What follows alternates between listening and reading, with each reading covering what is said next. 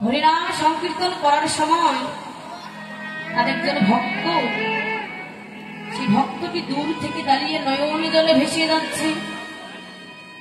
যখন আমার গৌর হরি হরিনাম সংকীর্তন করে সুরধ্বনি গঙ্গা অথবা শ্রীবাস গঙ্গরের মধ্যে, আর ওই হরি নামের মধ্যেই গৌর হরি আজকে শ্রীবাসকে ডেকে ডেকে বলছে, শ্রীবাস আমি তো প্রত্যেকটি দিন হরিনাম সংকীর্তন করি, তুমি বলো তো শ্রীবাস আজকে কেন আমি হরিনামের মধ্যে কোনো আনন্দ পাচ্ছি না? আজকে আমি আনন্দ পাচ্ছি না কেন শ্রীবাস? তোমার ঘরের মধ্যে কি কোনো অমঙ্গল হয়েছে যার জন্য আমি নামের মধ্যে কোনো আনন্দ পাচ্ছি না, সুখ পাচ্ছি না? কেন পাচ্ছে না? আর একজন ভক্ত, সেই ভক্তটি দূর থেকে অঝোর নয়নে কেঁদে কেঁদে আমার গৌর হরিকে ডেকে ডেকে বলছে, হে গৌর হরি। সেই ভক্তটি হলো হরিদাস।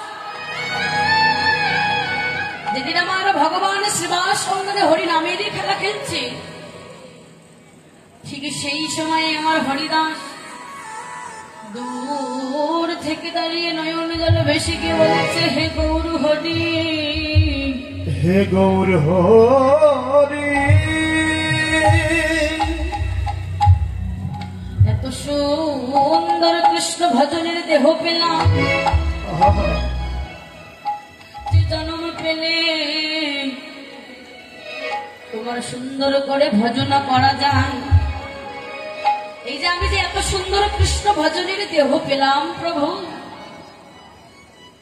কৃষ্ণ জন্ম পেলাম, কৃষ্ণ ভজনের দেহ পেলাম, সে 84 লক্ষ জমি ভ্রমণ করে আজকে আমি এত সুন্দর কৃষ্ণ ভজনের দেহ পেয়ে এবার যদি কৃষ্ণ নাম শ্রবণ করি তখন নয়ন বাড়ি পরিশ্রম করতে না পারলাম প্রভু। আমি যে সবসময় হরিনাম কৃষ্ণ নাম বদনে উচ্চারণ করি, কিন্তু এই নদিয়ার কিছু সমাজ আমাকে যে তোমার চরণে নিজেকে সমর্পণ করতে দেয় না প্রভু। কেমন করে তোমার চরণে আমি নিজেকে সমর্পণ করি? যতবার আমি